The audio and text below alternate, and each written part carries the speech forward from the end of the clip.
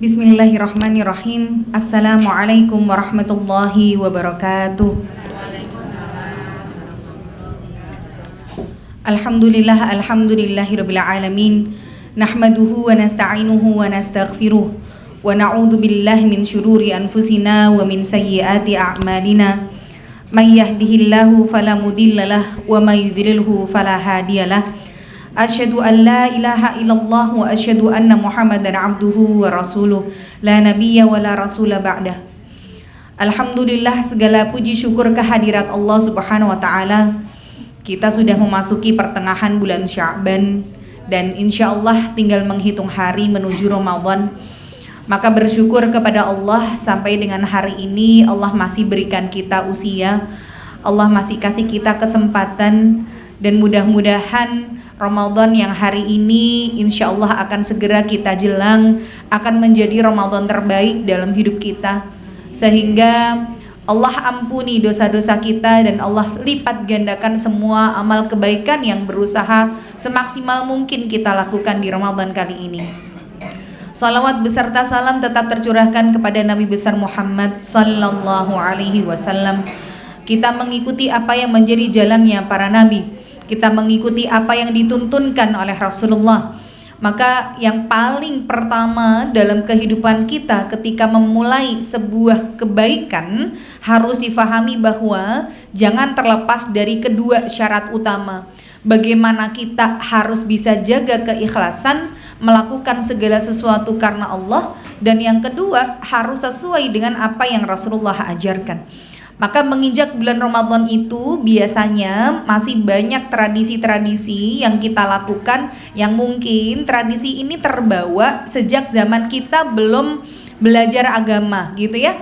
Taunya adalah yusket dekben yokoyo ngono gitu. Maka sekarang alhamdulillah Allah sudah kasih kita kesempatan buat belajar, mencoba untuk menghilangkan tradisi-tradisi yang tidak sesuai dengan tuntunan. Contoh misalkan biasanya orang itu kalau mau Ramadan nyadran gitu ya, atau apa ya, ziarah kubur. Nah, jadi sebenarnya apa, nyekar ya. Jadi saya sedikit mau bahas dulu karena saya khawatir nanti nggak bisa bahas menjelang Ramadan, karena insya Allah minggu depan pertemuan terakhir sebelum Ramadan dengan saya di bab sirah sahabiyah insyaallah pekan depan, dan pekan keempat nanti Ustadz Zaki, dan mulai dari tanggal 23 Maret kita libur sampai dengan Lebaran insyaallah mulai lagi di awal Mei supaya bisa fokus untuk beribadah secara individu ya di rumah masing-masing. Maka kajian selama Ramadan full diliburkan, terakhir hari pertama Ramadan bersama dengan Ustadz Zaki di tafsir Al-Quran ya. Maka saya pengen selipkan dulu tentang Ramadan.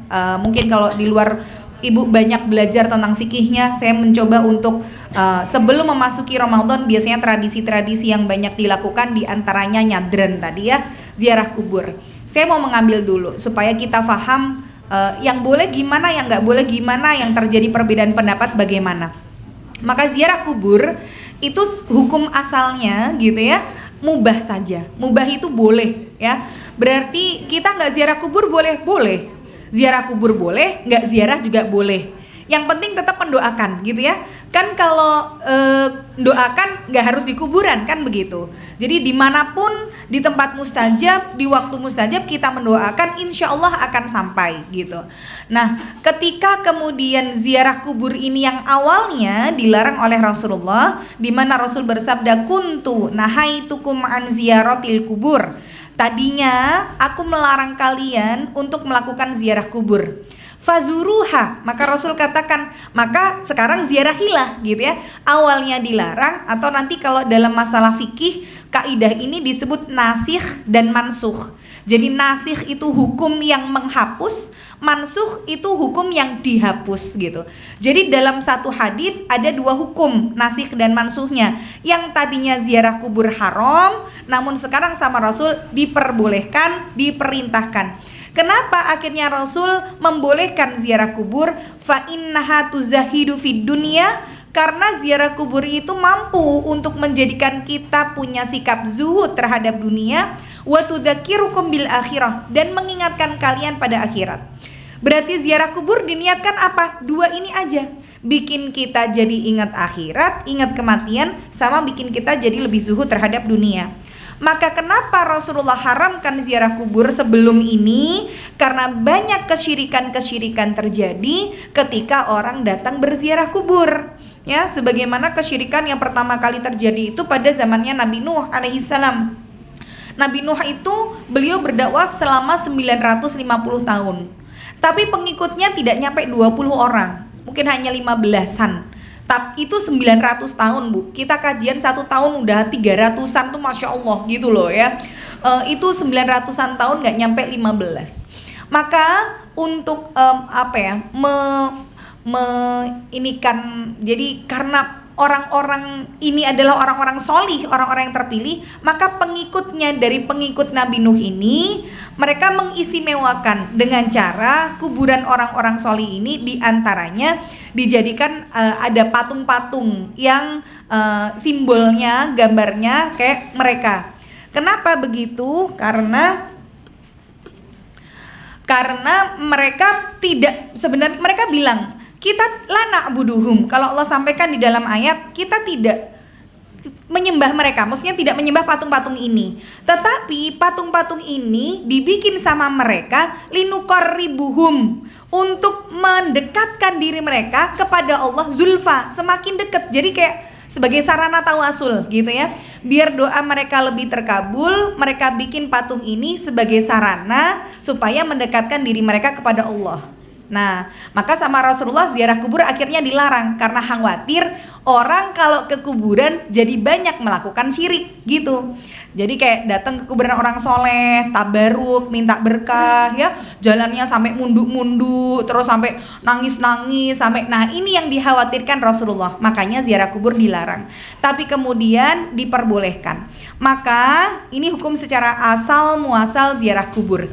Sekarang kalau kemudian kita ziarah kubur pada saat menjelang Ramadan boleh nggak? Boleh. Tapi gitu ya, harus paham tadi. Syarat diterima ibadah kan cuma 2, harus ikhlas, yang kedua harus sesuai dengan tuntunan Rasul, kan begitu. Kalau kemudian kita ziarah kuburnya dirutinkan di hari-hari tertentu saja, ini yang justru tidak sesuai dengan tuntunan. Kenapa? Harus kalau mau Ramadan tok. Sedangkan kalau nggak mau Ramadan, nggak ziarah kubur, gitu ya. Jadi sebenarnya tidak ada hari-hari khusus untuk kita ziarah kubur ketika menjelang Ramadan.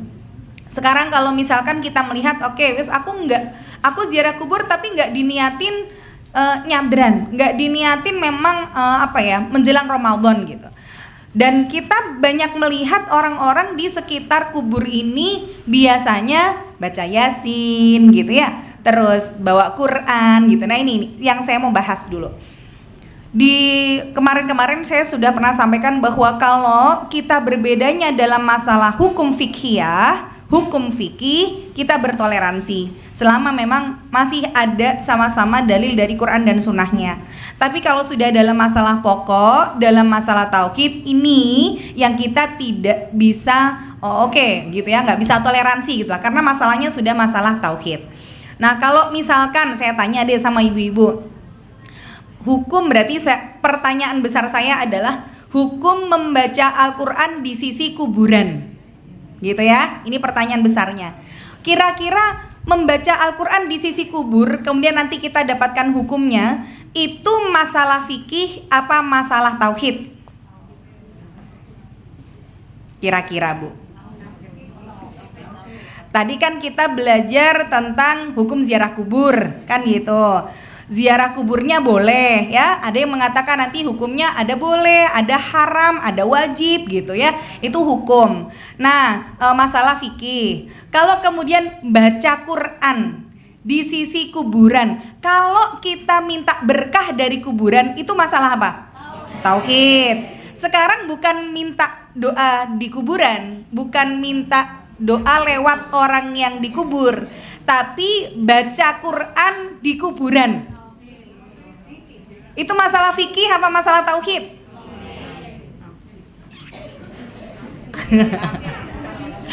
Hukum membaca Al-Quran. Kayak saya tanya, kalau banyak orang nanya misalkan, hukum baca Quran bagi wanita haid boleh apa enggak? Itu masalah fikih apa tauhid? Fikih, karena terjadi perbedaan pendapat. Sekarang sama, cuma beda tempat aja. Hukum baca Quran di kuburan berarti fikih apa tauhid?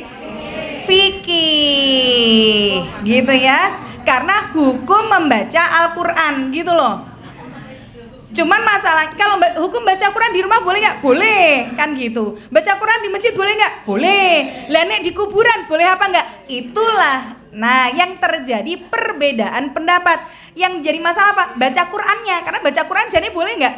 Boleh, wajib, bahkan sunnah, kan gitu ya. Nah, jadi tapi kalau kita di kuburan, nah ini hukumnya jadi seperti apa? Maka inilah yang menjadi perbedaan pendapat di kalangan ulama. Maka ini saya jelaskan dulu supaya ibu ketika ngelihat atau misalkan kita ziarah kubur, aku ngaji rayo, aku yasinan orayo. Nah gitu loh maksudnya ya.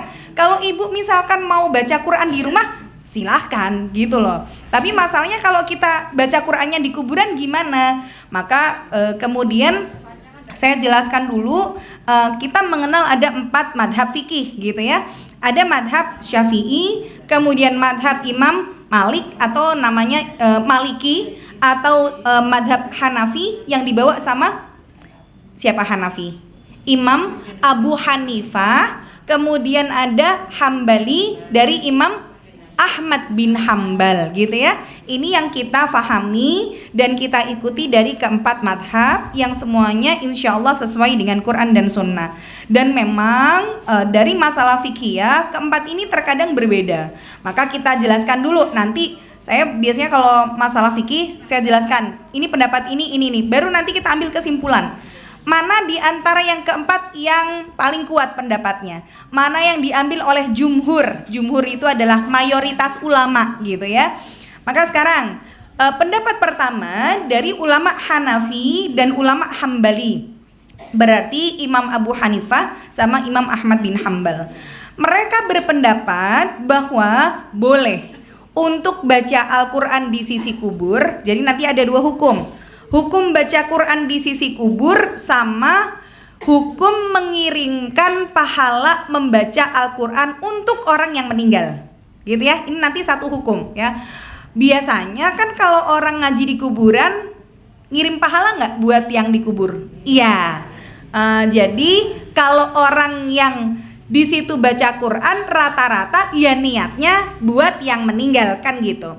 Maka kalau kedua ulama ini yaitu Imam Ahmad bin Hambal dan juga Imam Abu Hanifah berpendapat baca Quran di sisi kuburan boleh dan berarti mengirimkan pahala membaca Al-Quran untuk mayit sampai. Nanti saya kemukakan dalil-dalilnya. Ini pendapat yang pertama ya. Yang kedua, ulama madhab Maliki, berarti Imam Malik, berpendapat bahwa bacaan atau membaca Al-Quran di sisi kubur hukumnya makruh, dibenci. Dan karena dia makruh, pahalanya tidak sampai kepada mayit. Ini yang kedua ya. Yang ketiga, madhabnya Imam Syafi'i, dan ini yang paling masyhur, yang paling terkenal. Sebenarnya justru beliau mengatakan membaca Al-Quran di sisi kubur hukumnya haram dan pahalanya tidak akan sampai kepada mayit. Tapi kebanyakan yang mengikuti Imam Syafi'i justru malah banyak baca Quran di kuburan gitu ya. Terus menghatamkan Quran, padahal pendapat beliau tidak seperti itu. Nah, dari keempat hukum ini berbeda-beda. Saya kemukakan dalilnya masing-masing. Yang berpendapat boleh ngambil dalil dari mana? Contoh seperti seorang laki-laki yang bertanya kepada Rasulullah, ya Rasulullah, dulu sebelum ibuku meninggal, beliau bernadar ingin pergi haji. Maka apakah ketika beliau sudah meninggal, aku wajib menghajikan untuknya? Maka Rasul katakan, sesungguhnya hutang ibumu pada Allah itu lebih berhak untuk kamu bayarkan daripada hutangnya kepada manusia. Berarti kalau dulu orang tua kita pernah punya nadar apa gitu ya, sebisa mungkin kita ahli warisnya membayarkan itu, karena itu bentuk hutangnya si mayit ini kepada Allah. Nah, berarti haji bisa dikirimkan pahala untuk mayit? Bisa. Maka ngambil dalil dari ini berpendapat bahwa berarti baca Quran yuk bisa gitu ya. Yang kedua, dalilnya apa lagi? Ketika seorang laki-laki datang kepada Rasulullah, ya Rasulullah, dulu ketika ibuku masih hidup, ibuku gemar bersedekah. Bolehkah sekarang aku melanjutkan apa yang menjadi sedekahnya? Dan Rasul katakan ya, dan niatkan itu untuk ibumu. Maka kemudian sahabat ini bertanya lagi, ayyu sodakotin afdal ya Rasulullah, sedekah apa yang paling utama? Maka Rasul katakan ijril ma, alirkan air. Ini sedekah yang paling utama untuk yang sudah meninggal. Contoh misalkan alirkan air itu apa? Bangun sumur. Kita lihat misalkan Dewan dakwah atau mana gitu ya, ini lagi bangun pondok pesantren tahfidz yang butuh irigasi air, misalkan ngebor sumur, ya udah aku mampu pralonnya 1 meter pralon 200.000, yus aku nyumbang 2 pralon misalkan gitu. Aku mampunya tenaga tukang, ya nggak apa-apa, tenaga tukang mampunya sehari. Aku mampunya kerannya, aku mampunya terus snacknya buat tukangnya, lakukan selama itu untuk mengalirkan air. Kalau misalkan nggak mampu, ya udah kita beli air mineral 1 dus, terus kita taruh di masjid, kita tulisin halal, silahkan diambil. Wes, kita sedekah buat musafir yang di situ. Kita bisanya mampu 1 dus 40.000, lakukan gitu.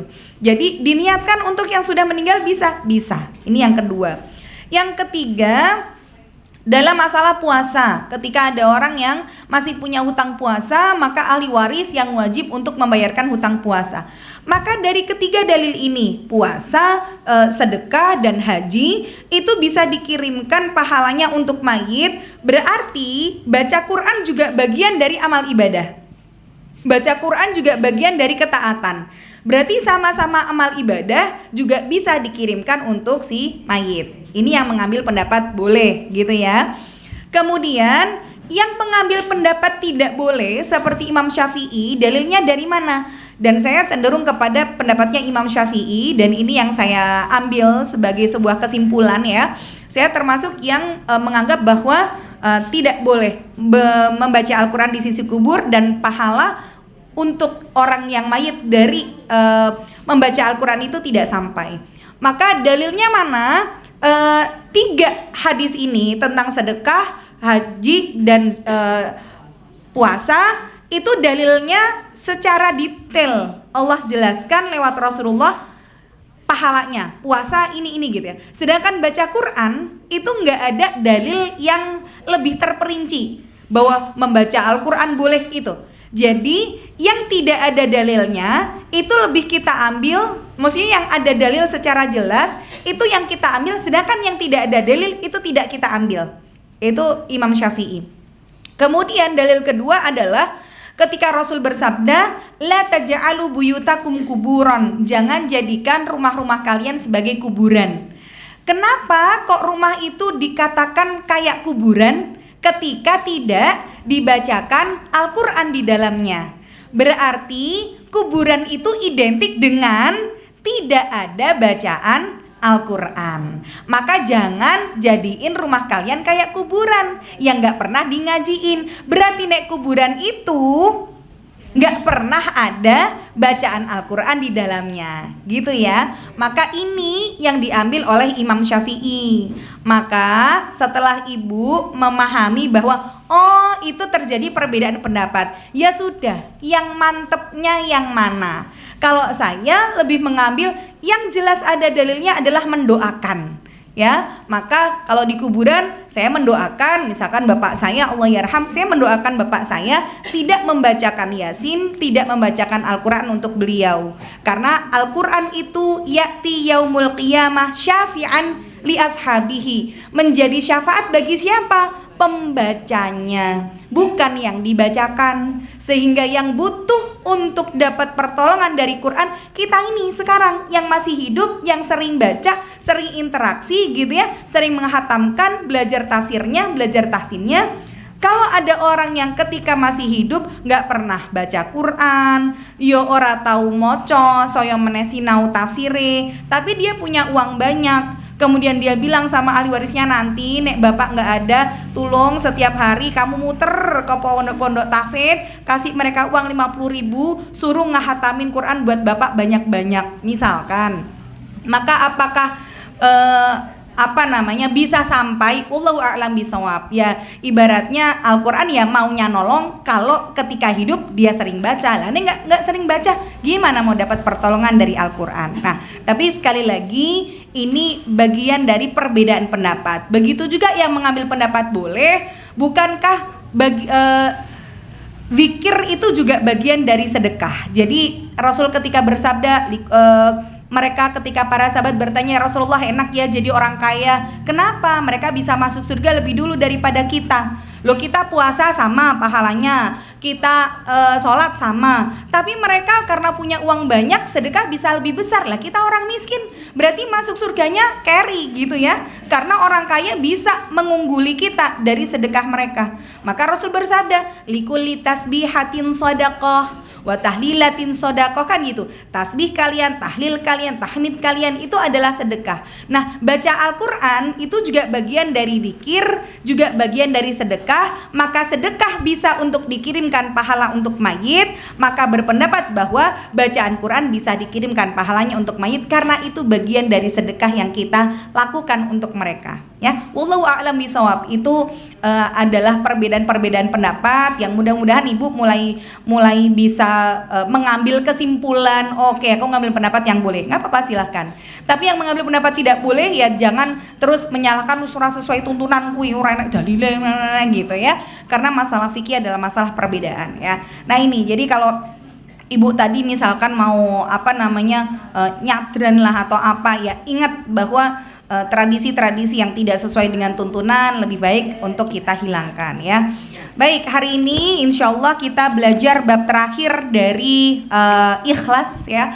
Kalau kemarin kita belajar tentang bagaimana ciri orang yang ikhlas, hari ini kita belajar di buku tidak ada, saya ringkaskan dari kitab lain, bagaimana kiat atau cara, kalau kemarin ciri, kalau sekarang cara menjaga keikhlasan ya.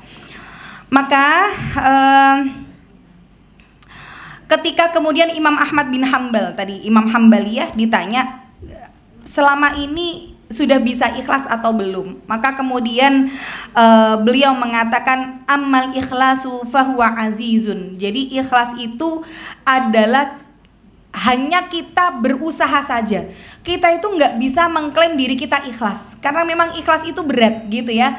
Sehingga kita khawatir kalau bilang ikhlas. Nah takutnya malah kita justru nggak ikhlas ketika bilang kita ikhlas gitu. Maka ikhlas itu ya sesuatu yang hanya bisa kita upayakan. Orang tuh cuma bisa berusaha ikhlas. Masalah ikhlas atau enggak, Allahu a'lam bishawab. Masalah hati kita nggak bisa untuk ngukurnya ya. Makanya ketika kemudian kita melihat, oh sekarang kita belajar gimana caranya untuk ikhlas. Udah kita berusaha untuk menjadi orang yang ikhlas tanpa tahu kita benar-benar ikhlas atau enggak. Maka bagaimana cara menjaga keikhlasan? Yang pertama, menyembunyikan amal ibadah. Itu cara pertama. Kita pengen amal kita ikhlas, rasa ngomong-ngomong nek lagi beramal gitu ya. Nggak usah jadikan amal kita tuh kayak akuarium gitu, yang semua orang bisa ngeliat. Hati kita kayak akuarium, semua orang bisa ndelok. Oh dek bar tahajud kok ngerti. Oh lah dek mau pasang status gitu ya.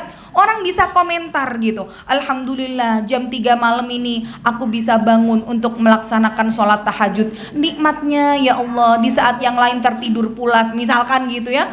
Orang tahu, wah jam 3 dek tangi tahajud iki ya. Jadi ketika kita pengen ikhlas itu justru jangan biarkan orang lain tahu apa yang sudah kita lakukan.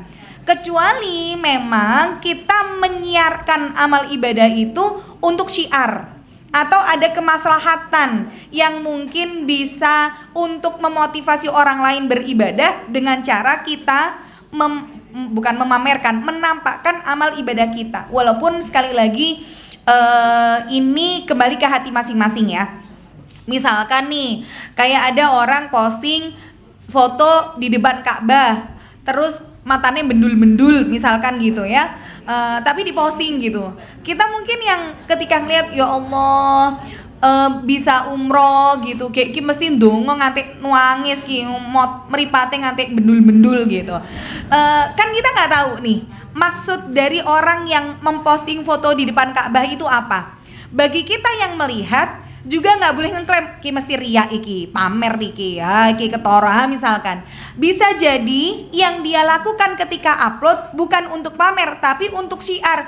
Biar kakakku yang punya uang banyak itu loh, yang sukanya jalan-jalan ke luar negeri, itu tertarik buat umroh. Sehingga aku harus posting foto ini biar menarik dia untuk nikmat loh ibadah di tanah suci gitu ya. Jadi sekali lagi, ketika kita melihat orang lain memposting amal ibadah mereka, jangan pernah suudzon sama mereka kalau mereka mesti pamer. Tapi bagi kita yang memposting amal ibadah dengan niat syiar, harus bisa jaga keikhlasan niat. Karena setan itu pinter banget buat ngegodain kita. Yang tadinya ikhlas, bismillah, ini buat syiar gitu ya. Atau ibu ngerekam nih misalkan ya, ngerekam. Makanya saya nggak pernah mau merekam diri saya. Bu, ada orang Bu kalau lagi itu tuh di live gitu loh Us, di live IG, aduh enggak lah gitu. Atau punya YouTube sendiri gitu, biar kita subscribe gitu, biar kita bisa ini menyaksikan. Udah biar orang lain aja, orang lain yang ngeposting, orang lain yang ngerekam gitu ya. Tapi nggak usah sayanya. Nah misalkan ada orang yang oke, saya pengen ngerekam sebagai syiar, nanti tak kirimkan ke grup keluarga, bikin salinannya, disalin di grup pengajian ini, ringkasan materi hari ini gitu. Tadinya kita memposting itu memang untuk syiar gitu ya, biar orang yang nggak bisa ngaji bisa tetap dapat ilmunya. Tapi kemudian ketika kita ngeposting terus ada yang komen gitu ya, alhamdulillah ya Allah, makasih banyak ya Bu, udah dikasih intisarinya, kesimpulannya, alhamdulillah kalau kayak gini tuh jadi ikut berasa pengajian juga. Pancen kok jenengan kui solehah temenan, bangga aku punya temen kayak panjenengan misalkan begitu ya. Dikasih embel-embel belakang memuji, dalam hati tuh udah langsung gede, oh iya aku pengajian ora cukup siji, bariki aku mubeng meneh tawaf ya, pengajian sini, terus sesok makin semangat karena makin banyak yang muji. Ini loh, kita tuh nggak bisa tahu kapan keikhlasan kita akan rontok dengan sendirinya. Bisa jadi awal tuh ikhlas banget, tapi setan tuh bermain cantik tadi. Karena Rasulullah sendiri bersabda, asyaitonu yajri majrod dam, kan gitu. Ya ketika Rasulullah iktikaf, kemudian didatangi salah seorang istri beliau yaitu Sofiyah binti Huyai. Kemudian Rasulullah mengantarkan Sofiyah pulang, di tengah jalan ketemu dengan beberapa orang sahabat. Sahabat ini mengucap salam kepada Rasulullah terus buru-buru pergi. Kata Rasul, ditahan, ala rislukum malu, kalian berdua kenapa kok buru-buru pergi? Innaha Sofiyah binti Huyai, ketahuilah ini Sofiyah binti Huyai, ini istriku. Maka kemudian Rasul katakan, ya Rasulullah, para sahabat bilang, ya Rasulullah, gak mungkinlah kami itu beranggapan kepada engkau yang tidak-tidak. Kami juga tahu kalau engkau berjalan berdua dengan perempuan, pasti itu adalah salah satu dari istri engkau. Maka Rasul katakan, sesungguhnya setan itu mengalir seiring dengan aliran darah manusia. Tadinya bisa jadi loh kalian itu berhusnudon sama aku, yang namanya setan deret langsung balik, oh itu istrinya Rasul, mosok kayaknya istrinya Rasul nggak ada yang kayak gitu. Nah kayak gitu loh. Jadi kita tuh bisa sepersekian detik yang tadinya husnudon jadi suudon ya. Ibu ketemu sama misalkan nih, ada orang pinjem uang sama ibu gitu ya, janjinya minggu depan balik ke. Ternyata datang ke kita, ya Allah maaf ya belum bisa balikin. Tapi ternyata ibu ngeliat dia jalan-jalan ke Tawangmangu, nongkrong di kafe misalkan ya. Iki jarene ra duwe duit kurang dibalik ke. Malah saiki neng Tawangmangu hilang mlaku-mlaku. Jangan-jangan duitku juga gitu loh. Jadi yang tadinya kita husnudon sudah nggak apa-apa, mungkin memang lagi banyak kebutuhan, tapi seret gitu, setan tuh bisa tuh ngebalik kita, oh jangan-jangan dipakai nih sama dia. Nah itulah makanya kalau kita mampu untuk menyembunyikan amal ya, dengan misalkan kalau aku syiarkan juga nggak ada maslahatnya gitu ya, kalau aku omongin ke orang-orang juga orang juga nggak jadi termotivasi buat ibadah, ya sudah, lebih baik beramal secara sembunyi-sembunyi. Maka amal secara sembunyi-sembunyi ini dibawa untuk apapun. Misalkan gini, seperti sholawat, seperti zikir gitu ya. Bersolawat, berzikir, kita perbanyak itu karena kita cinta sama Rasul. Jadi banyak sholawat kepada Rasul, tanda kita cinta kepada beliau. Tapi ini bagian dari amal ibadah. Kalau ditanya, saya misalkan nih, ketika ada yang tanya, misalkan ada satu kelompok yang mereka biasa melakukan zikir secara berjamaah, misalkan gitu ya, la ilaha illallah, la ilaha illallah, misalkan begitu. Zikir adalah bentuk dari pujian, bentuk dari kita mengingat Allah. Justru kita memang diperintahkan memperbanyak zikir. Tapi kalau zikir yang dilakukan secara sembunyi-sembunyi, kita di dalam rumah, la ilaha illallah, la ilaha illallah, misalkan gitu ya, sama yang dilakukan secara terang-terangan, sebenarnya lebih afdol mana?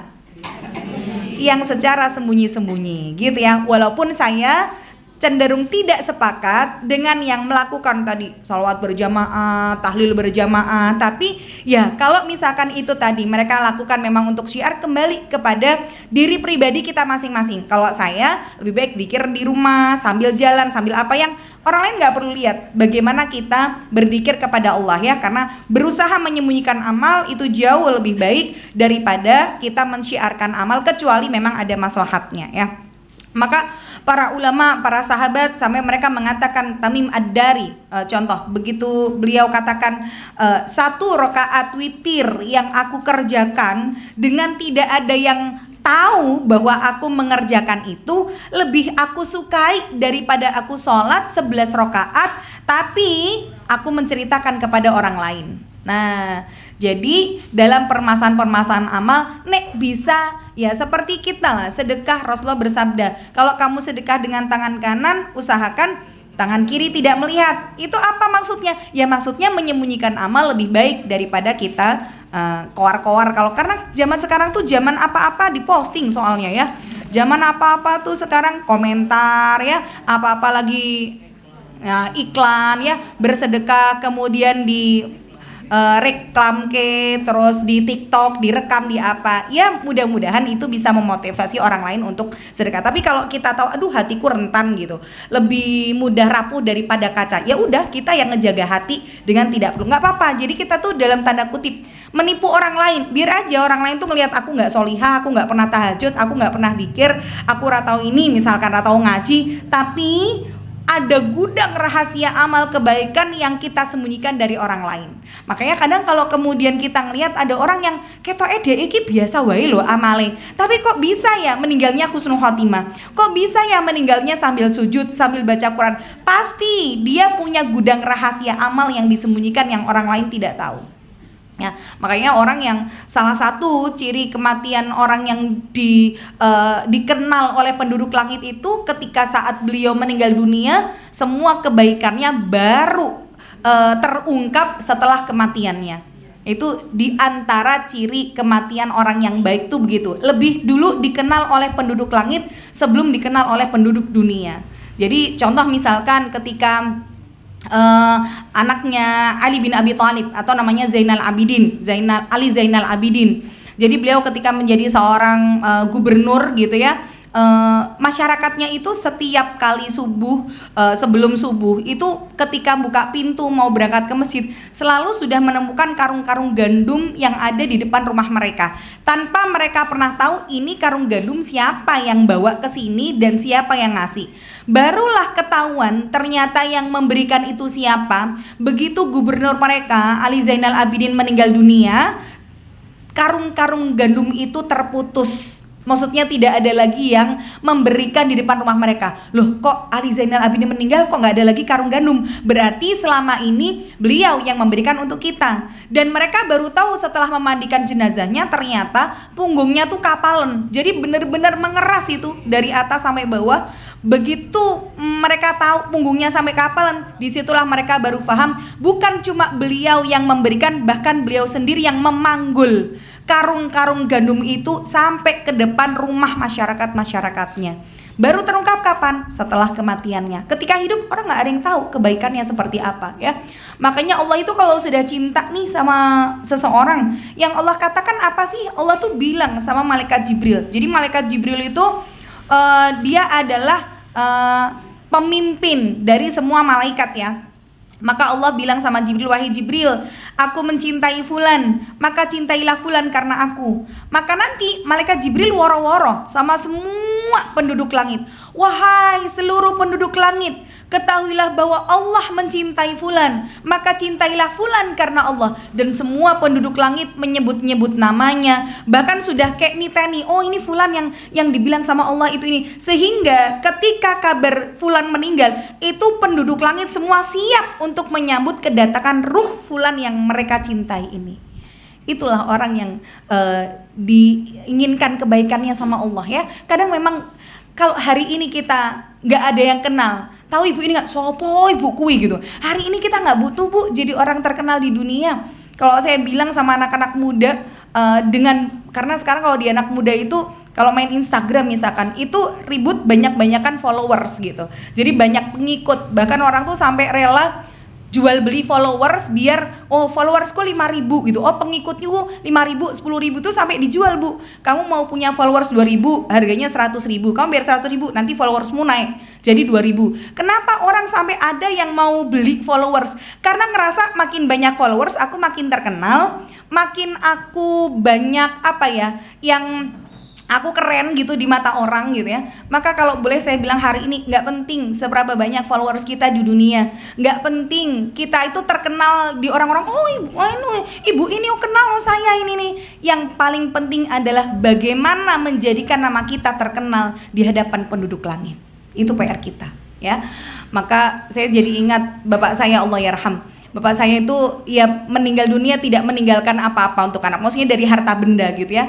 Tapi begitu kemudian kita bawa ke Ciamis, ke pondok sana karena wasiat beliau pengen dikuburkan di sana. Itu ustadz-ustadz berdatangan dan kita baru tahu setelah kematian beliau. Ketika ustadz-ustadznya bilang, Umi gitu ya, ini ustadz beli tanah belakang, beli ini, tapi semua diwakafkan untuk pesantren. Yang ini buat masjid, yang ini buat lapangan basket, yang ini semua sudah punya ustadz, tapi semua sudah diwakafkan atas nama pesantren sehingga tidak meninggalkan apapun untuk keluarga kecuali hanya rumah yang benar-benar ada di tengah-tengah pesantren gitu.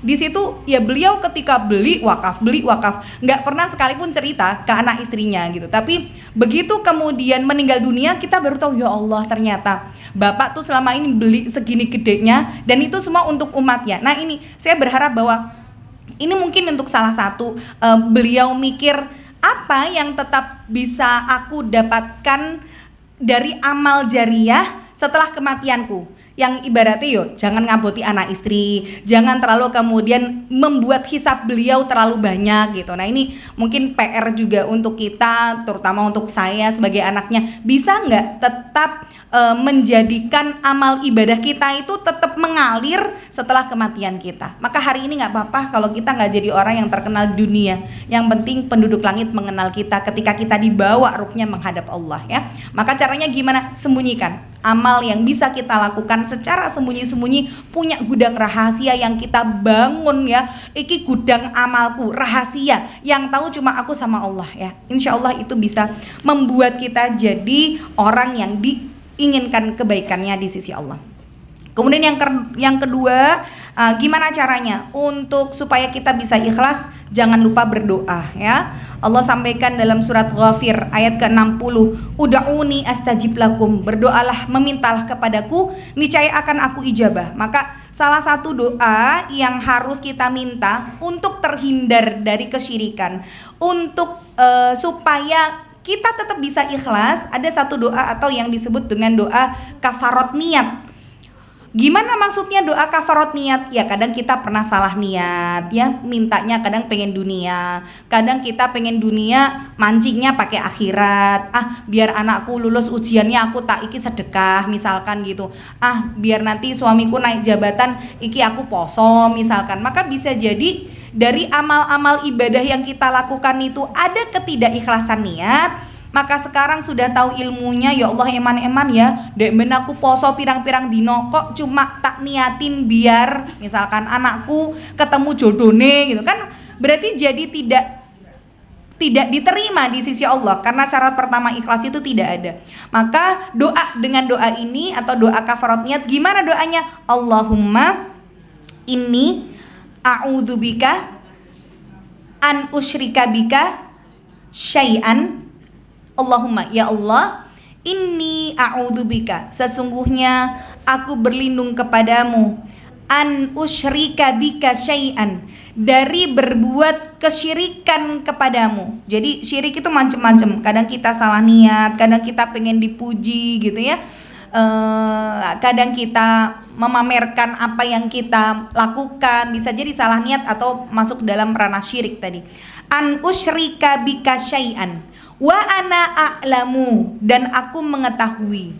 Wa ana a'lamuhu, dan aku mengetahuinya, tahu kalau sebenarnya itu nggak boleh. Ya, mancing punya rumah pakai solawatan ya, pengen punya mobil disolawatin mobilnya, pengen suaminya ganteng, lihat cowok ganteng disolawatin. Banyak tuh kayak gitu tuh anak-anak muda ya, setiap lihat cowok ganteng Allahumma sholli ala Muhammad gitu. Biar apa disolawatin? Biar jadi suamiku gitu. Ya Allah ya itulah karena ketidaktahuan ilmu ya. Maka berdoa dengan doa ini. Saya ulang, Allahumma inni a'udzubika an usyrika bika syai'an wa ana a'lamuhu wa astaghfiruka, dan aku memohon ampunanmu, wa astaghfiruka lima la a'lamu. Lima itu atas apa-apa yang lima la a'lamu, aku tidak mengetahuinya. Jadi berdoa supaya terhindar dari kesyirikan kalau kita tahu itu kesyirikan, dan minta ampun kepada Allah atas sesuatu yang kita tidak mengetahuinya ya. Saya ulang, Allahumma inni a'udzubika an usyrika bika syai'an wa ana a'lamuhu wa astaghfiruka lima la a'lamu. Ya, berdoa dengan doa ini. Juga minta doa untuk ketetapan hati. Gimana? Ya muqallibal qulub, tsabbit qalbi ala dinik, wa ya musarrifal qulub, sarrif qalbi ala ta'atik. Itu untuk aku. Kalau untuk kami ya nanti diganti. Ya muqallibal qulub, tsabbit qulubana ala dinik, ya musarrifal qulub, sarrif qulubana ala ta'atik. Yang kedua, yang ketiga, meresapi bahwa pujian atau ambisi tidak akan merubah kita. Meresapi bahwa pujian atau ambisi tidak akan merubah takdir kita. Kadang orang kepengen punya apa, terus melakukan apa, itu kan berarti bagian dari ambisi. Ya, makanya kalau misalkan begini, nadar misalkan ya, engko nek aku eto arisan, misalkan arisannya 10 juta. Kok nek aku eto arisan 10 yuto, aku tak sedekah sak yuto. Itu nadar. Kira-kira hukum nadar apa, Bu?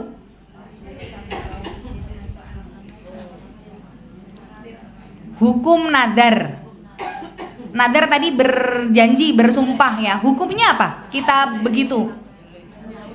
Hukum itu kan ada 5. Wajib, sunnah, mubah, makruh, haram. Nah, hukum bernadar di antara kelima ini apa yo? Apa wajib, apa boleh?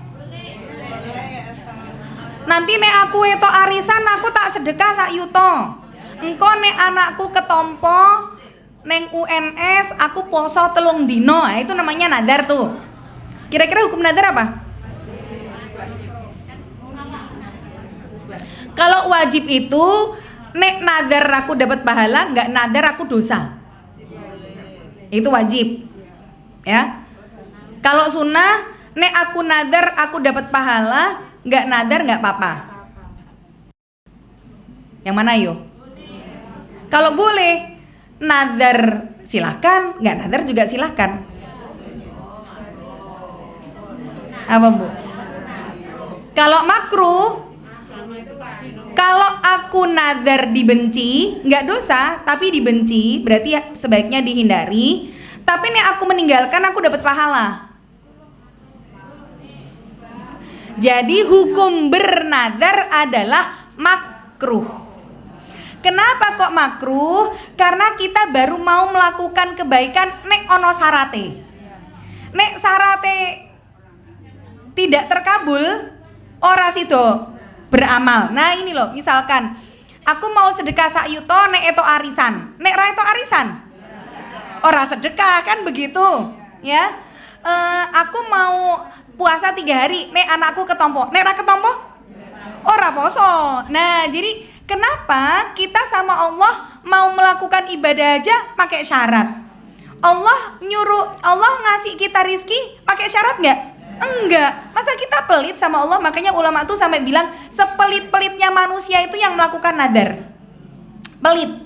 Lah mau melakukan ibadah kok dadak nek ngene lo ya Allah, nek ora aku rasido kan gitu. Pelit kan berarti. Nah, jadi lebih baik dihindari ya nadar ini. Yang dicintai itu kalau kita nggak bernadar, tapi kita melakukan ketaatan setelah kita mendapatkan kebaikan. Jadi itu salah satu sarana kita bersyukur. Contoh, ya Allah alhamdulillah aku itu arisan, wes tak sedekah ke sak yuto. Nah itu tapi nggak nadar.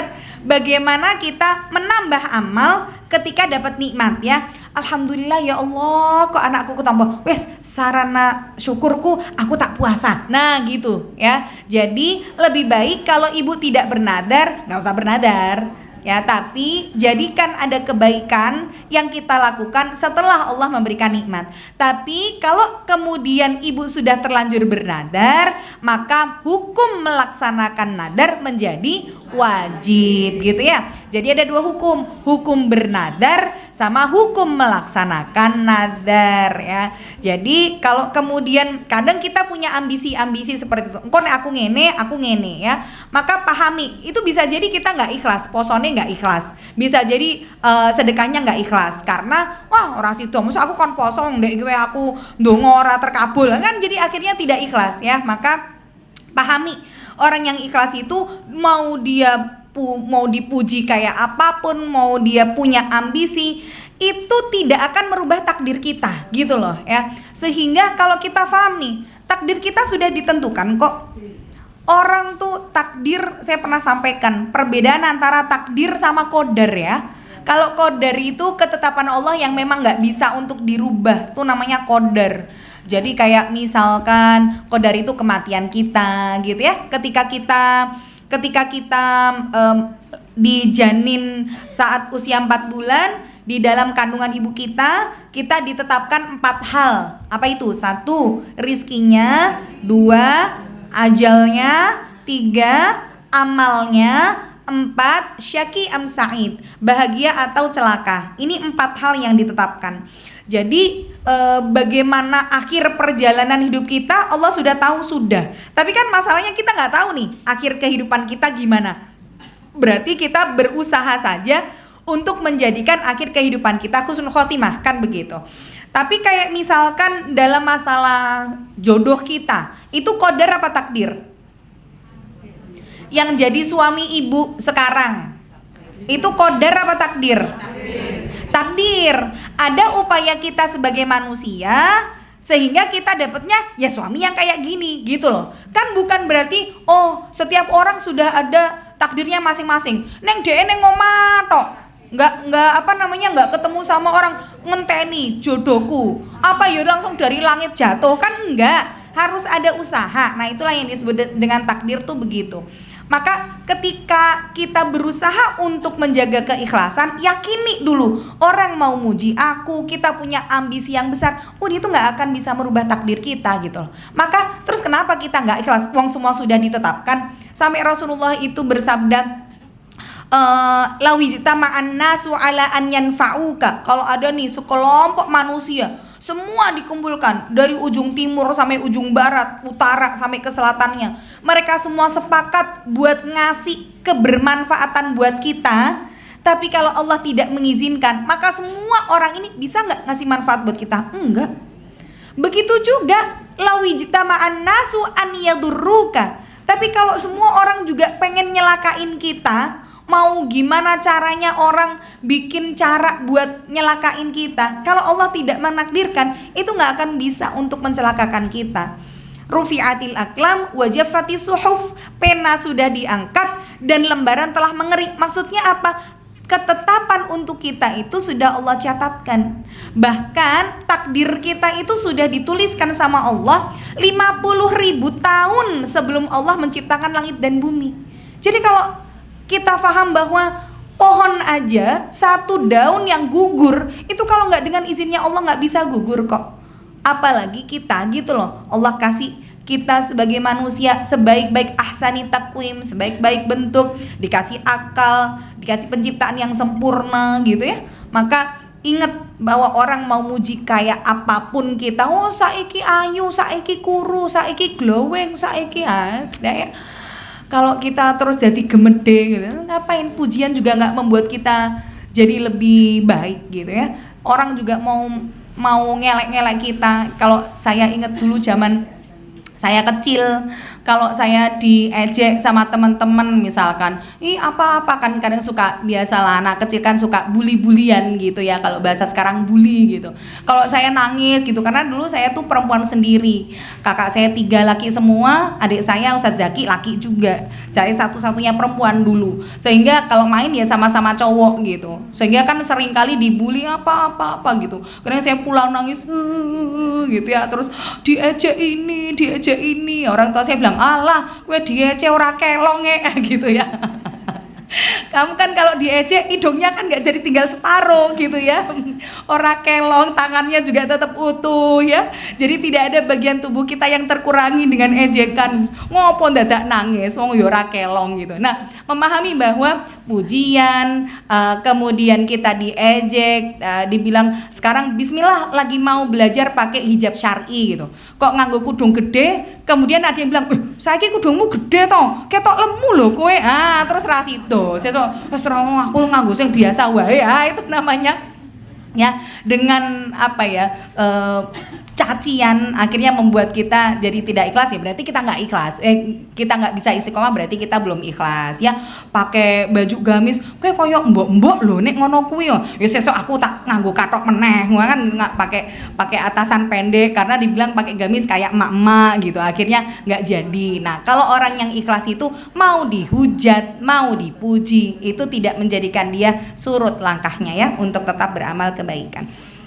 Ini yang ketiga ya. Yang keempat, meresapi keuntungan orang-orang yang ikhlas. Bagaimana meresapi keuntungan orang-orang yang ikhlas itu? Yang pertama, keuntungan bagi orang yang ikhlas itu, setan gak ada harapan untuk nyerang kita dari orang yang melakukan amal ibadah sesuai dengan sunnah dan itibanya sesuai dengan Rasul. Kayak tadi syarat diterima ibadah 2 tadi, kalau kita mampu untuk melakukan amal ibadah dengan 2 syarat ini, setan jadi tidak punya kesempatan buat nyerang kita gitu ya. Makanya setan itu sampai bilang, aku tuh nggak bisa untuk menggoda orang-orang yang ikhlas. Maka keuntungan orang ikhlas resapin, setan nggak akan mampu untuk menyerang kita dari berbagai macam arah pun. Yang pertama. Yang kedua, gimana keuntungan orang yang ikhlas? Ikhlas itu kunci dari keistiqomahan dari segala macam fitnah dunia dan syahwat ya. Kunci segala macam keselamatan, keistiqomahan dari fitnah dunia dan syahwat. Maka Allah sampaikan innahu kana min ibadinal mukhlasin ya. Jadi orang-orang yang ikhlas itu ditolong sama Allah. Maka yuk bismillah jadi orang yang ikhlas ya. Ketika kita bisa ikhlas, Allah akan jaga kita dari berbagai macam fitnah. Yang ketiga, akan membuat cita-cita akhirat kita tercapai. Di situ digarisbawahin ya. Yang dikabulkan, yang akan tercapai dari cita-cita kita adalah akhiratnya, bukan dunianya. Sehingga kalau kadang kita punya keinginan dunia, aku padahal lagi batin loh, kok iso yo saiki enek wong sing ngei misalkan. Kalau itu dari segi dunia bukan menjadi tolak ukur bahwa yang kita lakukan ikhlas. Tapi kalau yang dikabulkan adalah keinginan akhirat kita ya, maka kalau kemudian kita itu punya keinginan, sandarkan dulu ke Allah. Itu lebih ringan dan akan lebih mudah untuk dikabulkan. Contoh nih misalkan seperti Nabi Ayub alaihissalam, ketika beliau dikasih ujian sama Allah. Dulu kan beliau itu orang yang kaya raya, beliau baik, anaknya terkenal di masyarakat itu sebagai orang yang baik. Anaknya banyak, 14 anak beliau, dengan punya sawah, ladang, kemudian peternakan gitu ya. Sampai kemudian Allah uji beliau dengan sakit, atau bahasa sekarang kayak sakit kusta gitu ya, sehingga orang tuh jijik dengan tubuh beliau. Sampai akhirnya beliau diuji itu sudah lebih dari 11 tahun dengan sakit kulit itu. Sampai istrinya bilang begini, wahai suamiku, engkau kan nabi, kenapa engkau tuh tidak mengangkat kedua tanganmu kemudian berdoa supaya Allah sembuhkan? Kan engkau nabi, pasti doanya dikabulkan. Bu, ndongo biar Allah tuh menyembuhkan penyakitmu gitu loh. Tapi apa yang beliau katakan, aku malu kalau berdoa minta sembuh. Allah itu sudah ngasih aku sehat dengan usia sampai 40 tahun. 40 tahun tuh aku sehat. Kalau aku dikasih ujian sakit baru 12 tahun, malu nanti aja kalau sudah setara sakitku sama sehatku, baru aku mau menengadahkan tangan minta disembuhkan. Makanya saat bin Abi Waqqas, para sahabat itu kalau mereka sakit, mereka nggak mau doa biar sembuh, Bu. Ya ini tidak harus kita ikuti gitu ya. Jadi Ibu sakit berdoa buat sembuh boleh juga. Ini kehati-hatian para sahabat aja. Sahabat itu kalau sakit nggak mau doa biar sembuh. Kenapa? Aku khawatir ketika aku berdoa minta kesembuhan, itu sama dengan aku menolak takdirnya Allah gitu loh. Kan Allah mentakdirkan aku sakit. Lah nek aku tunggu, ya Allah sembuhkan aku. Kowe nolak takdir iki. Kowe tak kei loro njaluk mari ya gitu loh. Walaupun tidak harus kita ikuti, sekali lagi ya, itu para sahabat aja, kita levelnya nggak di situ ya, pengennya watuk seminggu ra mari-mari ya Allah gitu ya, iki wis seminggu watuk ora mari-mari wis ra mangkat ngaji wis timbange neng pengajian nulari sing liya misalkan begitu. Jadi ketika Nabi Ayub alaihissalam beliau sakit, kemudian beliau juga tidak mau berdoa minta sembuh karena nanti aja kalau sudah setara. Maka kemudian ketika, nah ini poinnya, ketika sakit beliau sudah mulai berimbas pada kekuatan ibadah, beliau baru mulai berdoa. Jadi kalau kita sakit, ya Allah, ini lebih mudah untuk dikabulkan sama Allah. Makanya doanya Nabi Ayub itu, Rabbi inni masaniyadzurru wa anta arhamur rahimin. Kalimat durrun itu digunakan untuk sakit yang berimbas kepada ibadah, itu namanya durun. Jadi misalkan, ya Allah, aku ki watuk seminggu ramari-mari ya Allah, biasanya ngaji sehari bisa dapat 1 juz, nek watuk-watuk ngene ki ya Allah, jangankan sak juz, setengah juz wae rasane gitu ya, tenggorokan sudah kering ini. Jadi sandarkan dulu ke ibadah. Ya Allah, nek aku sembuh ya Allah, wes insya Allah nggak cuma ngaji sak juz, Ramadan pengennya sehat, biar bisa sehari 3 juz. Sandarkan dulu ke dalam kebaikan. Ya Allah, sikilku ki cenut-cenut. Kalau misalkan sujud, ya Allah saiki kudu nganggo kursi. Ya Allah, sembuhkan ya Allah. Rabbi inni masaniyadzurru wa anta arhamur rahimin. Biar kalau kakiku sembuh, aku sholatnya enak, bisa lebih khusyuk, pahalanya sempurna. Nah, itu lebih mudah untuk dikabulkan sama Allah. Jadi apapun keinginan kita, baik itu keinginan dunia, sandarin dulu ke Allah. Ibu misalkan jadi kontraktor, ngontrak seumur hidup maksudnya ya. Rumahnya ngontrak terus, kemudian berdoa sama Allah, ya Allah, kalau aku punya rumah sendiri, nanti bismillah, mulai dari rumah itu aku bikin pengajian kecil-kecilan, manggil tetangga, itu lebih mudah untuk dikabulkan sama Allah. Ya Allah, pengen punya mobil, biar nanti kalau pengajian bisa ngajak ibu-ibu yang lain, biar yang pada kehujanan nanti naik mobilku aja, tak terke tekan omah. Nah itu nanti lebih mudah dia kabulkan sama Allah. Tapi harus ibaratnya nek wes berjanji, yo tenanan, kok bareng duwe mobil gitu ya. Lali koncone Radija cuma buka kaca dah gitu ya padha wae itu ya. Jadi benar-benar makanya kadang Allah itu nguji sesuai dengan keinginan kita. Oh tenan kowe tak kei omah tenan ra gawe pengajian ra gitu loh. Oh, tak kayak mobil tenan ra, goncengke kancamu ra gitu ya. Jadi ketika kita punya keinginan, sandarkan dulu ke Allah, sandarkan ke akhirat. Maka ini kalau cita-cita kita dalam tanda kutip akhirat yang Allah kemudian kabulkan, ini tanda bahwa oh bismillah, berarti aku sudah ikhlas gitu ya, karena tanda orang ikhlas tadi begitu. Kemudian yang terakhir, bagaimana keuntungan orang yang ikhlas adalah membuat dosa-dosa kita diampuni ya. Contoh misalkan bagaimana ada seorang pelacur yang kemudian memberikan minum seekor anjing dengan sepatunya itu ya, ketika dia pulang dari habis melacur kemudian ngelihat ada seekor anjing yang menjulurkan lidahnya karena kehausan, di situ ada sumur, si anjingnya ini nggak bisa ngambil, kemudian dia ambil sepatunya dia lepas, kemudian dia masuk ke sumur itu pakai sepatunya tuh diambil airnya, dikasih minum anjing itu. Maka jangan dilihat anjingnya, maksud saya ya, banyak orang yang salah dalam memahami hadis ini. Oh berarti nek ngei ngombe anjing wae dosa pelacur bisa diampuni, sesuk aku tak melihara anjing. Nah itu yang salah ya.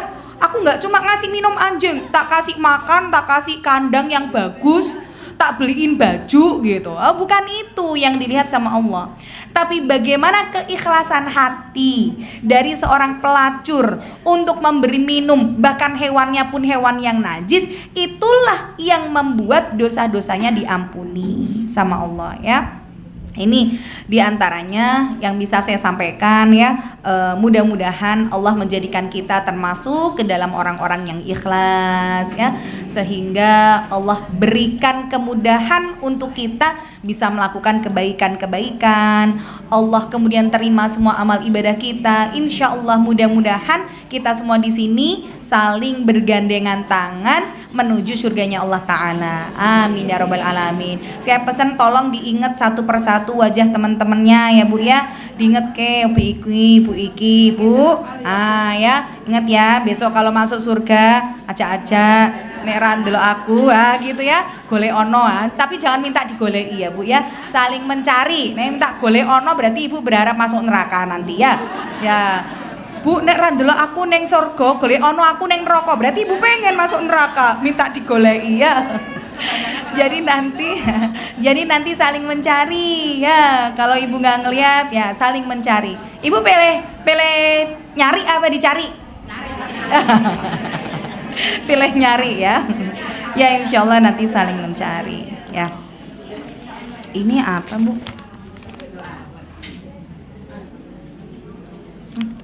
Ini Bu Fitri, ini apa? Pertanyaan. Dibacain. Panjang sekali. Iya, ini dibacain, Bu. Baik, mohon izin bertanya seputar ikhlas. Nah ini tadi pembahasan kita ya tentang ikhlas ya. Mudah-mudahan sudah terbahas tadi. Bagaimana menurut Ustazah jika ikhlas disandingkan dengan qanaah dan kesabaran? Apakah kalau qanaah itu berarti dia ikhlas, atau kalau dia ikhlas pasti dia qanaah? Kalau bersabar mungkin belum tentu ikhlas, tapi kalau dia ikhlas pasti dia bersabar. Yang kedua, apakah ada taraf tingkatan jenjang-jenjang level-level dalam keikhlasan? Karena saya sedang belajar untuk ikhlas dan terus belajar sepanjang hayat di kandung badan. Taraf ikhlas saya sebagai orang awam, orang kebanyakan tentu beda dengan taraf ikhlas sekaliber orang-orang pilihan Allah, orang-orang dengan edisi spesial. Di dunia yang medsosnya sudah luar biasa menjadi toksik atau racun, taraf saya belajar jenjangnya lagi pada level menjaga amalnya. Dari riak di lahir dan batin, dari ujub, dari sum'ah, dari tidak upload status, dari tidak komen juga terhadap status orang lain, masih berharap pahala dan takut siksaan nerakanya, bisa dikatakan ikhlas level 1. Level 2, orang-orang spesial, orang-orang yang mencintainya beramal karena Allah dengan tujuan memuliakan Allah, tidak meminta pahala, tidak pula sekedar untuk berlindung dari siksanya. Level tertinggi, orang-orang pilihan yang diizinkan untuk mengenal Tuhannya, yang bisa beramal baik ini dan yang dia lakukan adalah pemberian Allah saja. Pertanyaannya Ustazah, apakah yang bisa kami lakukan untuk memperkokoh mengistiqomahi dulu dan untuk bisa naik level berikutnya, sementara jatah waktu terbatas dan semakin sempit peluangnya untuk meraih? Tanda tanya. 3. Menurut Ustazah, apakah bisa juga dikatakan kalau belajar ikhlas itu kita sedang belajar memerangi tabiat buruk kita, tabiat atau sifat yang melekat manusia seperti kikir, suka pamer, bermegah-megah, yang tergesa-gesa? Dan belajar ikhlas itu adalah belajar supaya ingat membersamakan Allah dalam setiap aktivitas. Panjang sekali ya. Ya ini jadi apa? Pertanyaan atau apa ini? Curhat. Ya ini mudah-mudahan tadi pembahasan tentang ikhlas terjawab gitu ya. Sambil nanti diambil kesimpulannya sendiri ya. Karena ini pertanyaannya sebelum kajian. Jadi mudah-mudahan yang tadi dibahas sudah bisa terjawab. Begitu ya? Mudah-mudahan bisa. Baik, itu saja ibu-ibu yang bisa saya sampaikan. Barakallahu fikun. Kalau ada kebaikan semua datang dari Allah, ada keburukan datang dari saya. Wabillahi taufiq wal hidayah. Wassalamualaikum warahmatullahi wabarakatuh.